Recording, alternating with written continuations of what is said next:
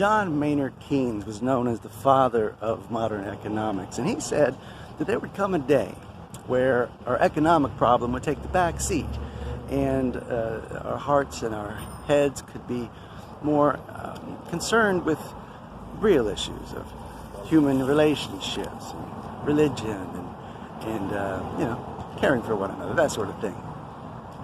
Doesn't seem like we've made it there that far.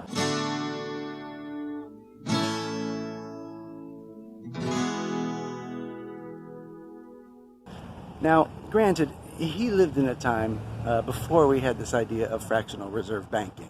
And even though John Maynard Keynes wanted it to be so that we would be able to move beyond economics so much and they wouldn't trouble us so much, we more than doubled down on it. So the problem we have with our economic problem, which kind of is our problem, is that we only have $4.5 trillion of actual money, but we've accrued $221 trillion of actual debt. And that's a big problem there. And so moving forward, we are going to have to institute some wisdom on this and recognize that money is just a human construct. And of course, we were going to screw that up, and most of us knew that. Even in the Bible, it says that they knew that. In Leviticus 25, when they talk about this whole idea of Jubilee, where every 50 years all of the debts would be erased, because even back then, they recognized that this whole concept of debt was ridiculous. And there's just, every 50 years you get to a point where you can't pay it. It's impossible. And so we're at a point right now where we'll never pay the debt that we've created. It's just impossible to do that. On any science you might use, you can't pay off $221 trillion worth of debt with $4.5 trillion worth of money. So that's a problem. However, we also do need to look at, with our hearts and our heads, the ideas that John Maynard Keynes talked about with our relations and what's important to us. And moving forward into the wisdom revolution, what I call it, where we start to embrace the idea that we have recognized how agriculture works and how we can grow foods. And we have created some truly amazing ways of growing foods these days. And also recognize that we have mastered industry. And now that we're at the tail end of the information revolution, we have the capacity to live in a much, much different way.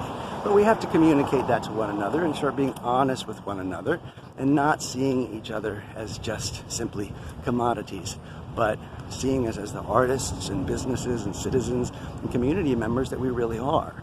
And that's going to be moving into this age of wisdom that awaits us and is available for us if we want to entertain it. I think that a lot of us have a real challenge with that. A lot of us think that wisdom is impossible, and we have a pretty poor idea of humanity. And, looking around at the social media atmosphere and our political climate, it's very easy to doubt the wisdom of humanity. There's not always a lot that's very evident in the modern view. However, it's there, and each of us has to cultivate that personally. Each of us has to recognize that we are all spiritual beings, and we all have that capacity to make changes in the world. Part of that is recognizing that we can supply better health for our bodies, which is wise, recognizing that we have the power to give this earth suit that we have the food that it needs and the exercise that it needs to give us the highest amount of vibrancy and life and vitality that we possibly can.